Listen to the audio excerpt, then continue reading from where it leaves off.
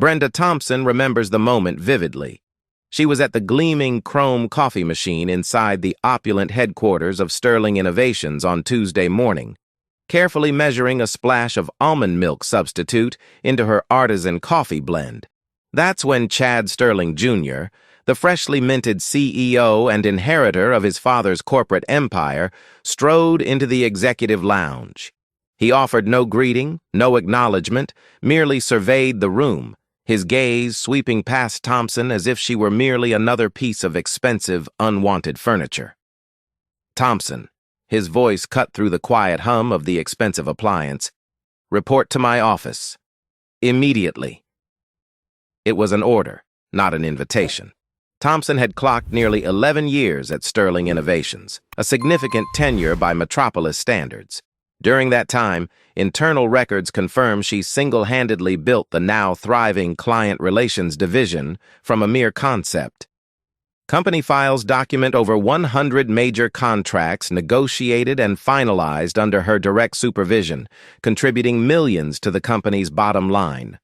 Furthermore, personnel records show she personally trained a majority of the specialists, currently occupying the desks just beyond Sterling Jr.'s mahogany door. But these verifiable accomplishments seemingly held no weight for the new boss. His father, the legendary Victor Sterling, founded the company on principles of hard work and strategic partnerships. Chad Sterling Jr., however, appeared to believe his inherited title granted him autocratic power. Thompson followed him, attempting to maintain professional composure despite the abrupt summons.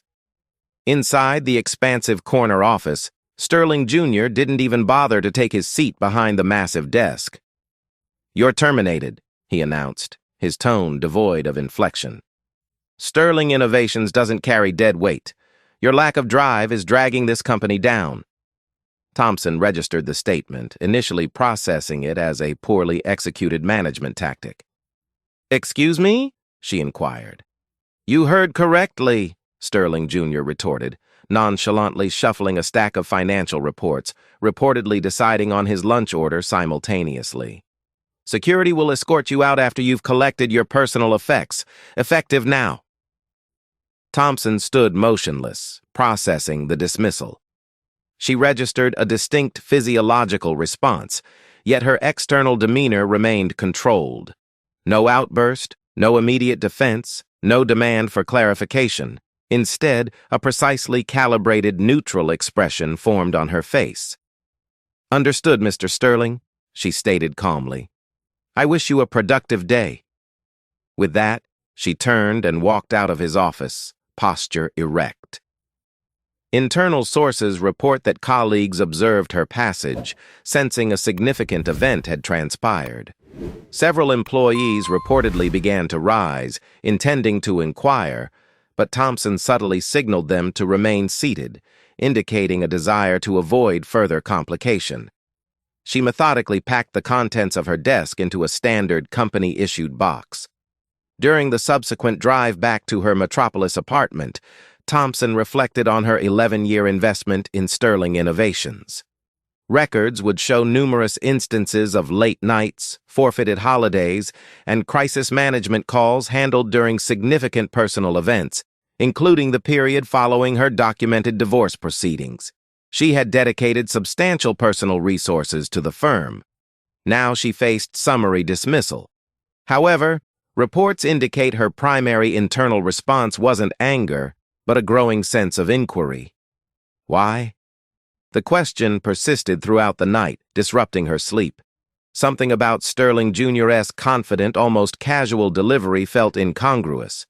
The timing also raised internal flags.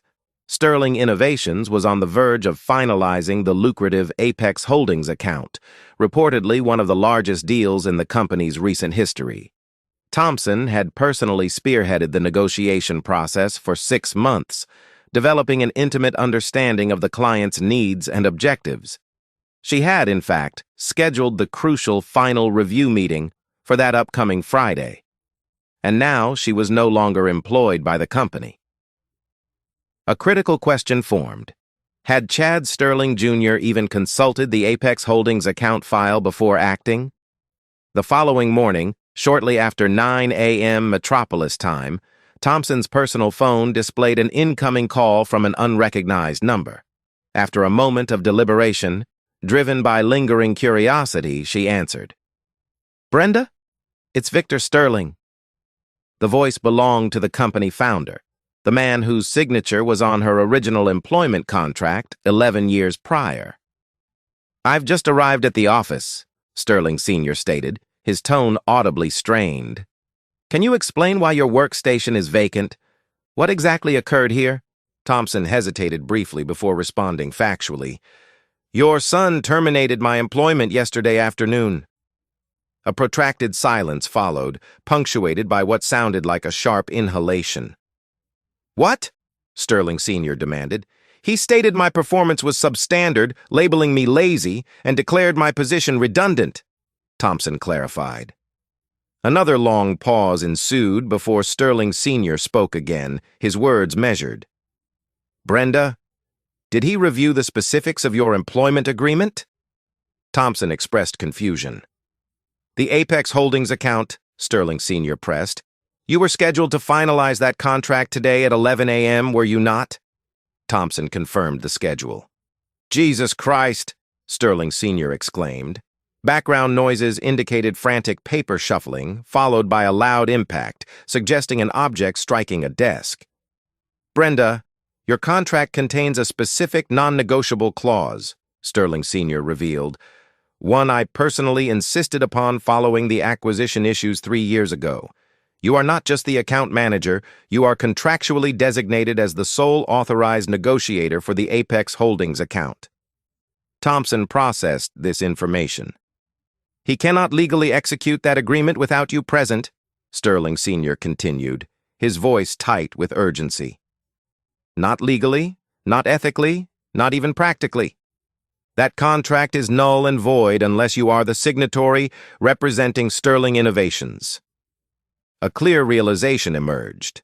Chad Sterling Jr. had failed to perform basic due diligence. He was unaware of the contractual stipulation. The perceived betrayal began to recede, replaced by a dawning awareness of the situation's new dynamic: control.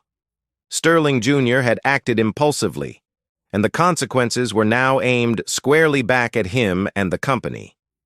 Victor Sterling terminated the call without further comment, the unresolved tension hanging in the silence. Thompson remained seated in her apartment, her coffee now cold, contemplating the situation. The newly appointed CEO, in an apparent attempt to assert dominance, had acted without consulting critical documentation. Sterling Innovations was now positioned to learn a harsh lesson about impulsive leadership and the importance of contractual details. The outcome remained uncertain. Sources indicate Brenda Thompson initially considered returning to the Sterling Innovations headquarters immediately, merely to observe the inevitable corporate implosion initiated by Chad Sterling Jr.'s blunder. However, another perspective, informed by 11 years of documented underappreciation and suppressed professional pride, suggested allowing events to unfold without her intervention. She didn't need to wait long for developments. At precisely 10:13 a.m., call records show an incoming call from Chad Sterling Jr.'s direct line. Thompson declined the call, allowing it to proceed to voicemail. Within 60 seconds, another call originated from the main Sterling Innovations reception desk, followed swiftly by calls logged from the legal department and then the accounting division. Thompson observed her personal phone display light up repeatedly with incoming calls from Sterling Innovations numbers, but answered none. The voicemail notification persisted. Accessing the message, Thompson heard Chad Sterling Jr.'s voice, audibly strained according to audio analysis. "Brenda, hi, it's Chad," the message began. "Listen, regarding yesterday, there appears to have been a significant misunderstanding. It's possible my actions were precipitous. Your immediate return is required. It's urgent. Please contact me as soon as possible." The repeated emphasis on urgent was noted, contrasting sharply with the complete absence of any apology, even a standard corporate formality. Reports suggest Thompson interpreted this as poorly concealed desperation rather than genuine conciliation. She remained on her couch, taking a sip of her now cold coffee. At 10:32 a.m., her phone registered another incoming call, this time from a number associated with Sandra Miller, a former colleague from Thompson's department who had transferred to marketing some years prior. Thompson accepted the call. "Brenda, you will not believe the situation unfolding here," Miller reportedly stated, her voice low, suggesting an attempt at confidentiality. "Inform me," Thompson replied. "Chad just received a public dressing down from his father," Miller continued. "In front of the entire executive team. The conference room door was open. Victor Sterling walked in, slammed the Apex Holdings account contract binder onto the main table." Thompson registered this detail. "He brought the physical contract?" she inquired. "Affirmative," Miller confirmed. "And he asked Chad Sterling Jr. precisely one question. Did you actually read this document before terminating Ms. Thompson?" Chad attempted to deflect, mentioning strategic realignment and personnel reevaluation, but Victor wasn't having it. He turned directly to the specific clause, the one you always emphasized, designating you as the sole authorized negotiator for the Apex Holdings account. Miller paused. Background office sounds audible. That clause was specifically implemented for situations like this, as everyone except Chad apparently knew. Another brief pause. "Brenda, eyewitness accounts state he looked visibly unwell, extremely pale. The realization hit him. He's personally responsible for potentially losing the Apex Holdings deal." Thompson processed this information silently. "And Victor Sterling's response?" she asked. "He informed Chad directly," Miller relayed, "that if the Apex Holdings deal collapses, Chad's own executive position at Sterling Innovations would become subject to immediate review." This statement represented the first concrete indication of repercussions for Chad Sterling Jr.'s actions. "I don't have intel on your next move, Brenda," Miller added, "but current circumstances place you in a significant position of leverage." Thompson concluded the call with a brief acknowledgement. She then stood and observed the metropolis skyline from her apartment window. At 11:15 a.m., a text message arrived directly from Victor Sterling. The message read, "Brenda, I offer my sincere apologies for yesterday's events. I severely misjudged the operational readiness. Please come to the office, not solely to address the Apex Holdings situation, but for a private discussion." While the invitation was noted, Thompson was not prepared to return under the previous status quo. The issue extended beyond a single contract. It involved professional respect, established trust, and the value of her 11-year contribution, factors not rectified by panicked communications. However, Thompson determined a course of action focused on accountability. She composed and sent a reply via text message. "I will consider returning to finalize the Apex Holdings account negotiations contingent upon specific conditions. I require a direct preliminary discussion with Victor Sterling." After sending the message, Thompson changed from casual attire into business wear and prepared to return to the Sterling Innovations building. She arrived shortly after 12 p.m. Foregoing the standard employee entrance, Thompson walked through the main front lobby, a public space, presenting herself as a visitor. This action, observers noted, immediately drew attention, as her termination the previous day was widely known within the company. Her reappearance was interpreted not just as a return, but as a deliberate statement. The main lobby receptionist visibly reacted upon seeing her. "Ms. Thompson." "Brenda," the receptionist began, recovering her composure. "Mr. Victor Sterling is expecting you. Please follow me."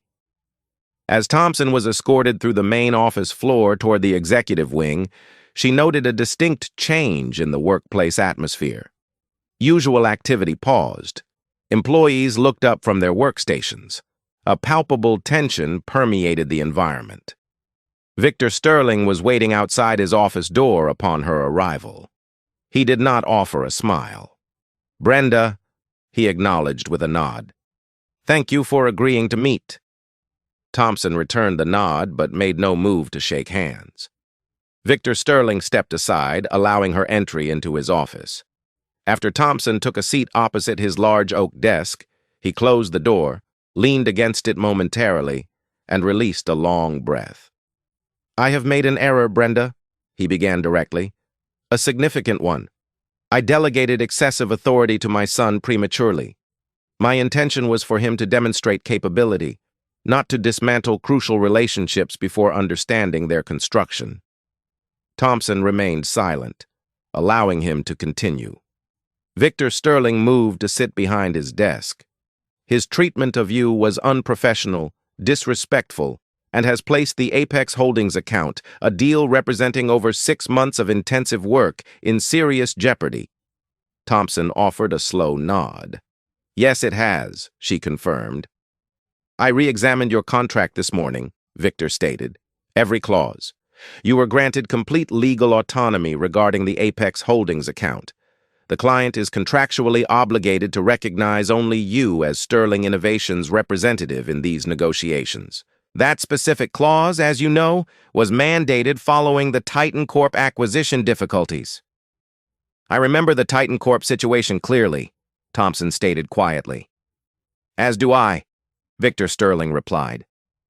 Sources confirm that Victor Sterling acknowledged Thompson's pivotal role in managing the fallout from the previous Titan Corp acquisition debacle.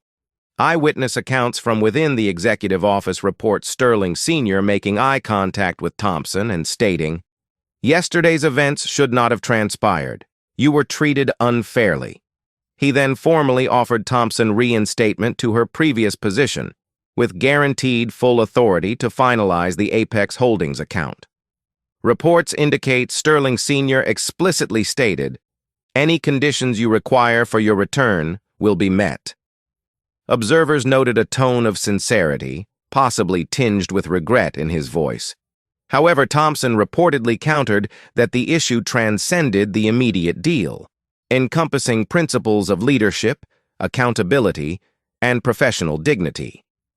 "I will return," Thompson is quoted as stating, "under the condition that all terms are documented in a revised employment contract specifying clear autonomy over the Apex Holdings account and explicitly prohibiting any interference from Chad Sterling Jr."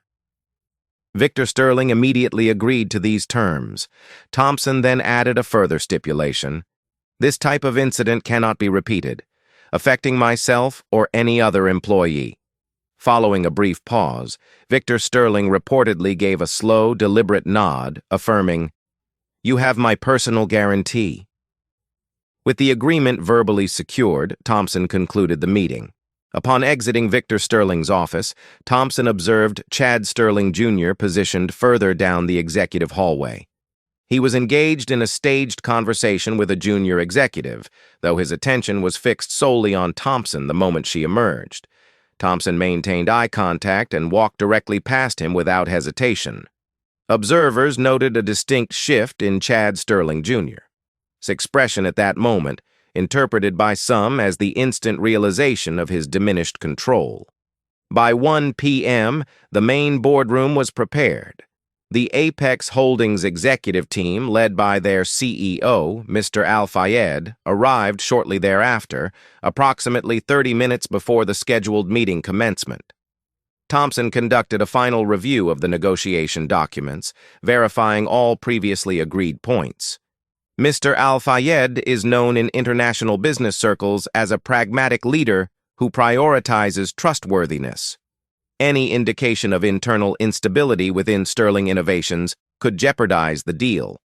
As Thompson placed the Arabic translation of the final terms on the conference table, she observed Chad Sterling Jr. pacing agitatedly outside the glass walls of the boardroom. Victor Sterling intercepted his son, and a brief, muffled but escalating verbal exchange ensued, culminating in Victor Sterling raising his hand sharply, silencing Chad Jr. Eyewitnesses report Chad Sterling Jr. S. face flushed visibly, and he directed a look conveying both anger and humiliation towards Thompson, before abruptly walking away. He was not seen again by Thompson for the remainder of the day. At precisely 1:30 p.m., Mr. Al-Fayed and his advisors entered the boardroom. Thompson greeted the CEO with a standard Arabic business pleasantry. Mr. Al-Fayed reportedly reacted positively, offering a rare smile. "You remembered," he commented warmly, acknowledging the cultural respect shown. The formal meeting commenced and proceeded without incident. After 2 hours of final confirmations, the Apex Holdings account contract was signed by both parties. Following the departure of the Apex Holdings delegation, Victor Sterling approached Thompson again, his demeanor reflecting considerable relief. "You salvaged this situation, Brenda," he stated. "My debt to you exceeds a mere apology." Thompson's reported reply was direct.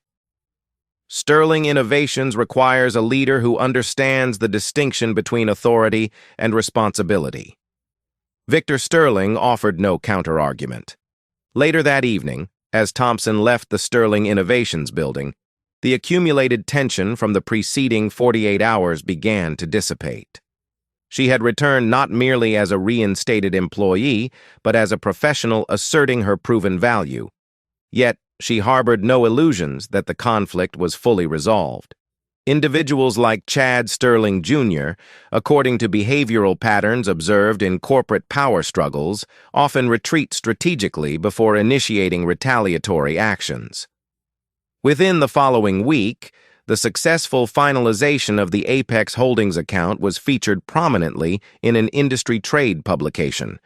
The article, titled "Breakthrough in Cross-Border Negotiations," highlighted Sterling Innovations securing a historic partnership through tailored strategy and multilingual leadership.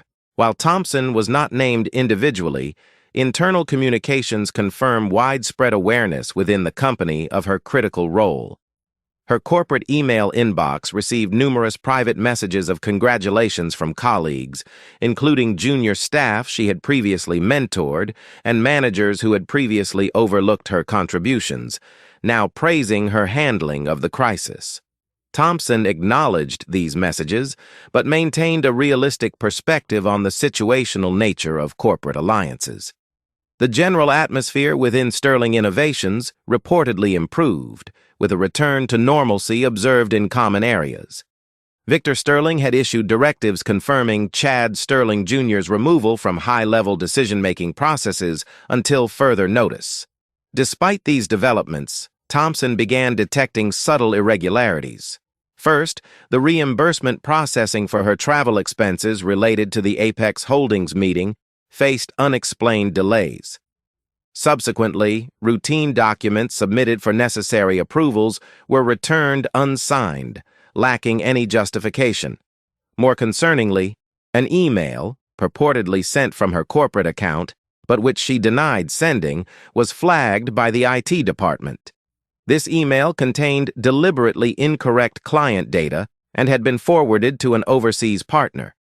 Fortunately, Thompson's pre-existing strong relationship with that partner led them to contact her directly for clarification, mitigating immediate damage but planting seeds of doubt regarding her competence. Thompson reported the incident to Sterling Innovations' internal system security team. Their investigation concluded there was no evidence of external system compromise. The email originated from within the company's network. This finding solidified Thompson's suspicion. Chad Sterling Jr. was likely orchestrating these incidents. Having failed to remove her directly, the new strategy appeared to be undermining her professional reputation through sabotage, aiming to create an environment where she would either resign due to frustration or be dismissed due to manufactured incompetence. This pattern of subtle corporate sabotage was familiar territory for Thompson, recalling similar tactics observed earlier in her career. Brenda Thompson, sources reveal, recalled a similar pattern of manipulation from early in her career. Fresh out of university, she worked under a director notorious for indirect aggression, isolating targets, cutting resources, and subtly tarnishing reputations until resignation seemed the only path. But Thompson, now a seasoned Metropolis professional, was no longer that vulnerable graduate. She resolved not to be pushed out. Immediately, she began meticulous documentation. Every delayed email, every mysteriously altered file, every instance of obstruction traceable back to Chad Sterling Jr. S. influence. Insiders confirm she maintained detailed logs, understanding that in the cutthroat Sterling Innovations environment, documented evidence outweighs emotional appeals. She reportedly even kept a private, offline notebook detailing specific times, dates, and conversations related to the ongoing interference. Confirmation of her suspicions arrived one afternoon. Passing a designated conference room, Thompson overheard Chad Sterling Jr.'s voice raised louder than typical for a private meeting. "She exhibits instability," Sterling Jr. was heard stating, clearly referring to Thompson. "Since her reinstatement, her behavior has become erratic, occasionally aggressive. I question her fitness to manage high-pressure accounts like Apex Holdings." Thompson reportedly froze outside the door. "My assessment," Sterling Jr. continued, his voice carrying into the hallway, "is that we must initiate succession planning for the Client Relations Division. Thompson is clearly operating beyond her capacity." Another executive, whose identity remains unconfirmed but is believed to be a recent hire, offered a mild counterpoint. "But the Apex Holdings contract, she secured that under extreme duress." Sterling Jr. scoffed audibly. "Pure luck," he dismissed. "Sterling Innovations cannot operate on luck." After processing this exchange, Thompson quietly moved away, the calculated nature of his smear campaign chillingly apparent. He was actively poisoning the well, attempting to discredit her competence among senior management. That evening, Thompson remained late in the largely deserted Sterling Innovations offices. While contemplating the situation in a glass-walled meeting room overlooking the Metropolis skyline, Victor Sterling unexpectedly appeared. "Still here, Brenda?" he inquired. "I could ask the same of you, Victor," Thompson replied evenly. He entered the room, placing a folder on the table. "Your revised employment contract," he stated, "containing all agreed-upon conditions." Thompson reviewed the document. Its terms were robust and reflected their prior discussion. She nodded, indicating approval. "Furthermore," Victor Sterling added, "I have initiated a comprehensive internal audit. An unacceptable number of procedural irregularities and misfiled documents have recently surfaced." Thompson looked at him sharply. Victor Sterling met her gaze directly. "I am not oblivious, Brenda. I am aware my son's actions have continued." "Why haven't you intervened?" Thompson asked pointedly. A long pause followed before Victor Sterling responded, his voice heavy. "Because," he admitted, sounding more like a troubled father than a CEO, "I needed to ascertain the full extent of his behavior." "You're protecting the company's interests," Thompson stated. Victor Sterling shook his head slowly. "I am attempting to protect both Sterling Innovations and you, Brenda. But I fear it may be too late for one." Thompson closed the contract folder firmly. "I don't require protection, Victor. I require you to determine the legacy you intend for this company." His gaze lingered on hers before he turned and departed the room, leaving Thompson with the distinct impression that a larger confrontation was imminent. The atmosphere within Sterling Innovations grew noticeably colder the following week. Hallway conversations abruptly ceased when Thompson approached. Some colleagues offered strained smiles, others meticulously avoided eye contact. The internal audit was underway, a fact known throughout the building, creating palpable nervousness among the staff.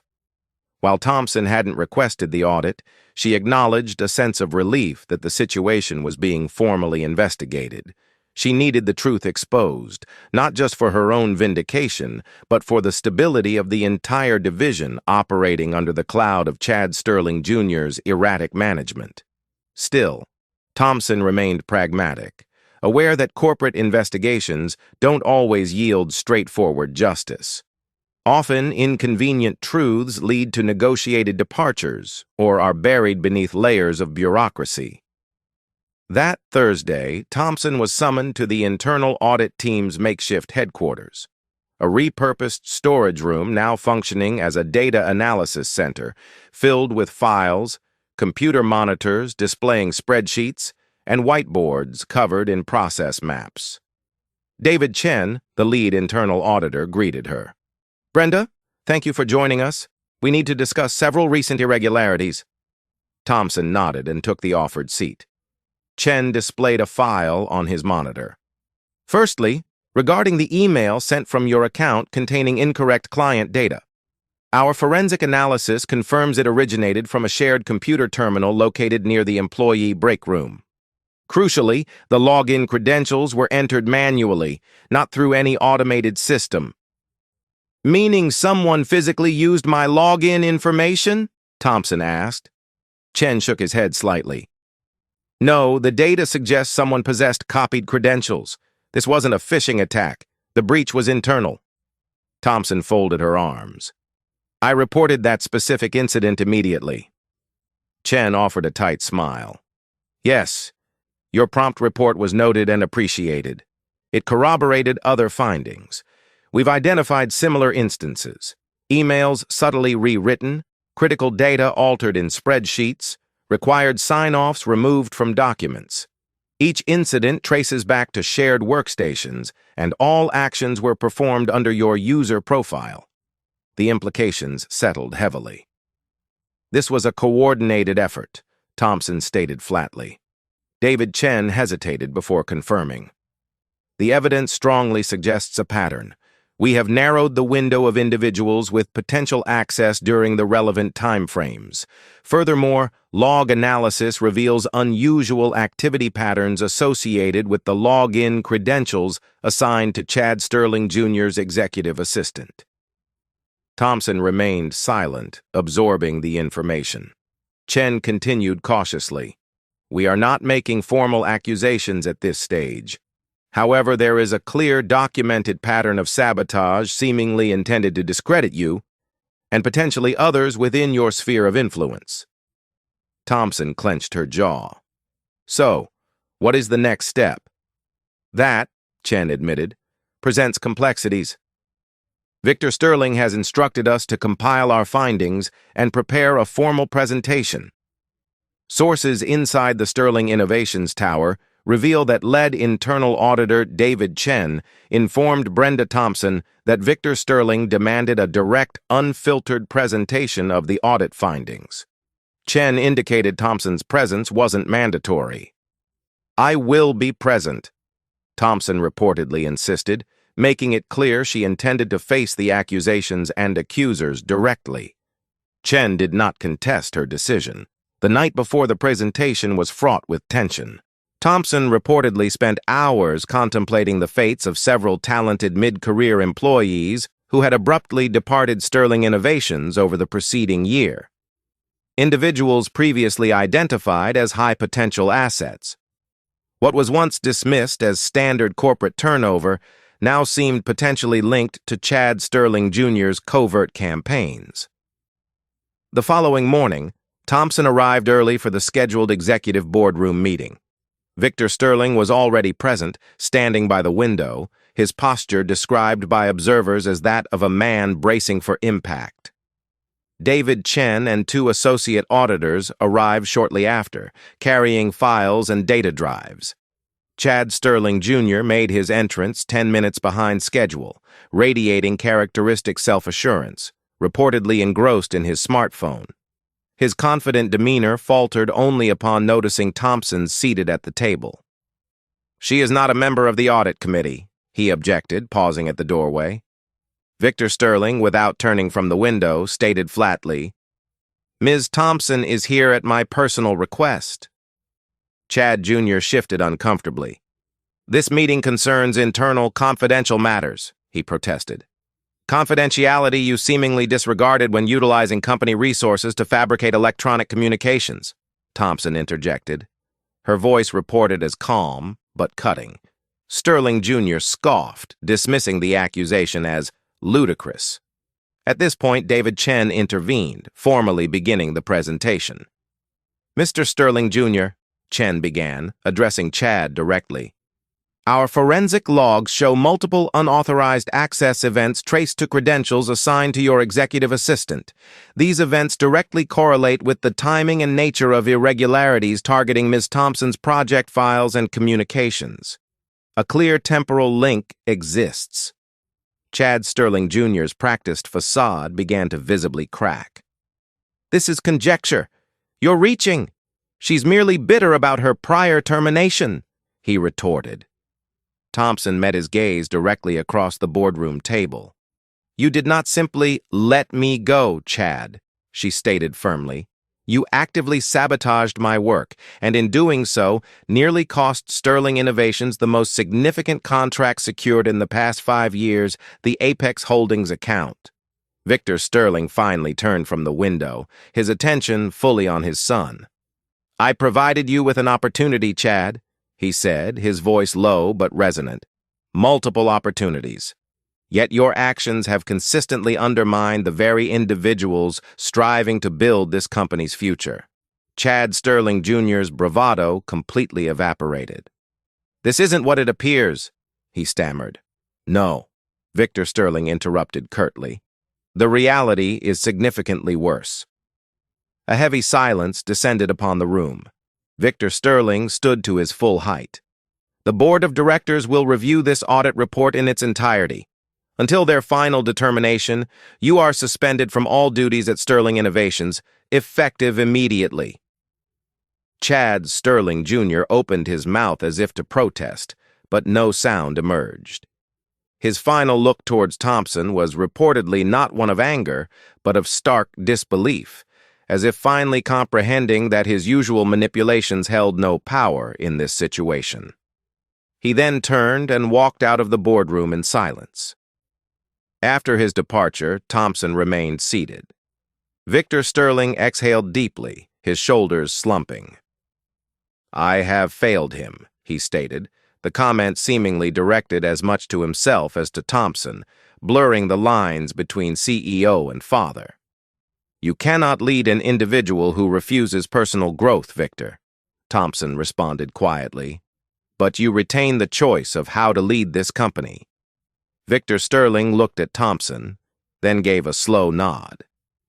For the first time since the ordeal began weeks prior, sources indicate Thompson felt a sense of resolution begin to take hold. 2 weeks passed following the dramatic audit presentation, but its reverberations continued throughout Sterling Innovations. Chad Sterling Jr. did not return to the office, his once ubiquitous smirk becoming the subject of hushed water cooler speculation. The board of directors acted swiftly.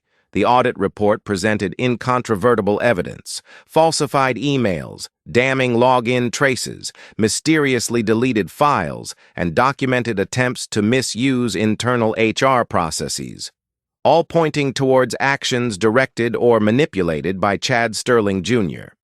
The findings painted a picture not just of personal vendetta, but of actions compromising the fundamental integrity of Sterling Innovations itself. His suspension was formally converted to termination. The official internal announcement cited breaches of ethical conduct and internal policy violations. No public statements were issued. No lawsuits followed. Just a quiet removal from the corporate roster.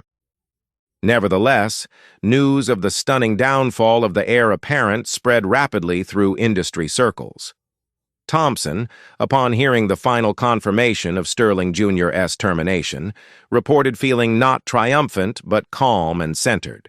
A sense of having weathered a severe storm and finally reaching stable ground.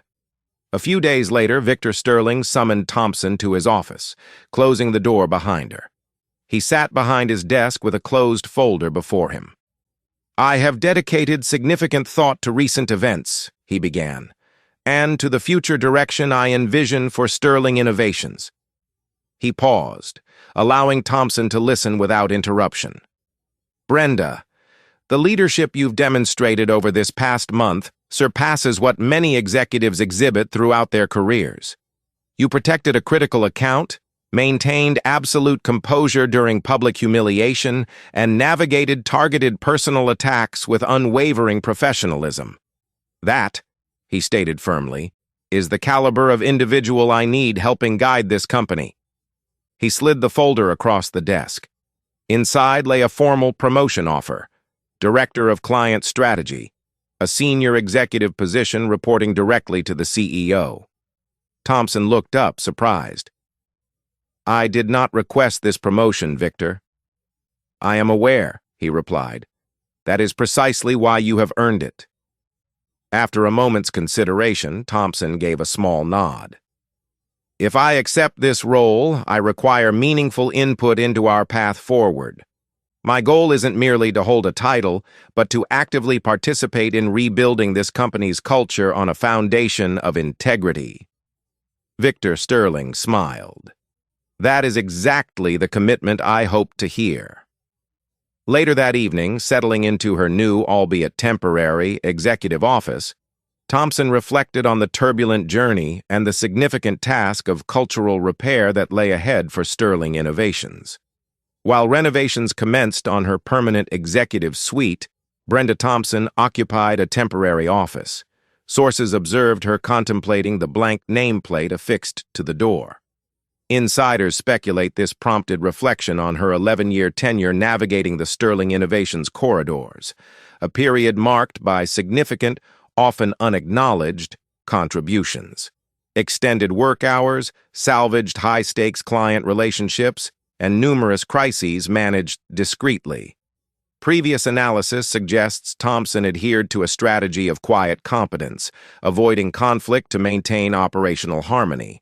However, recent events demonstrated the potential cost of this silence, nearly resulting in her professional ruin.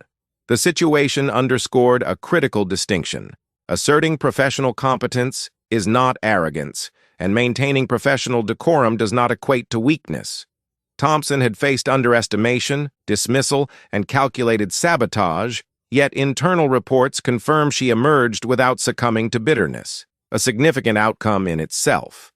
In the subsequent weeks, Thompson initiated substantial changes within the Client Relations Division, now under her strategic direction as Director of Client Strategy. Documented actions include the implementation of new interdepartmental communication protocols designed to increase transparency. Personnel records confirm the reinstatement of several employees previously sidelined or terminated under circumstances now viewed as potentially linked to Chad Sterling Jr.'s disruptive influence. Furthermore, Thompson spearheaded the creation of a confidential, anonymous internal reporting system aimed at preventing future instances of retaliation against employees voicing concerns. Observers also noted Thompson dedicating time to mentor junior staff members, some of whom had witnessed aspects of her ordeal and sought counsel on navigating corporate adversity. Her reported advice emphasized focusing on maintaining personal integrity during professional challenges. Regarding Chad Sterling Jr., reliable sources indicate he has been seeking positions at smaller firms located outside the metropolis region. However, his professional reputation appears significantly damaged following the Sterling Innovations' internal audit findings. Unconfirmed reports suggest Victor Sterling may have exerted influence to prevent wider public dissemination of the details surrounding his son's termination, possibly characterizing this as a final paternal intervention. Thompson reportedly made no inquiries into these rumors, indicating a focus on future objectives rather than past grievances. On one occasion, while traversing the main office floor, Thompson paused briefly outside the glass-walled boardroom where the critical Apex Holdings account negotiation took place. This location served as a tangible reminder of the entire sequence of events: the initial sabotage attempts, the urgent recall from Victor Sterling, the escalating panic within the executive suite, and the eventual successful contract finalization under duress. While the Apex Holdings deal undeniably altered her career trajectory, analysis suggests the true turning point occurred earlier, the moment she calmly acknowledged Chad Sterling Jr. termination order and exited his office without protest or pleading. This decisive action, rooted in a clear understanding of her professional value, established the foundation for her subsequent handling of the crisis and ultimately prevented her professional derailment by an entitled executive. Thompson refused to allow anyone, regardless of inherited status, to diminish her proven worth again.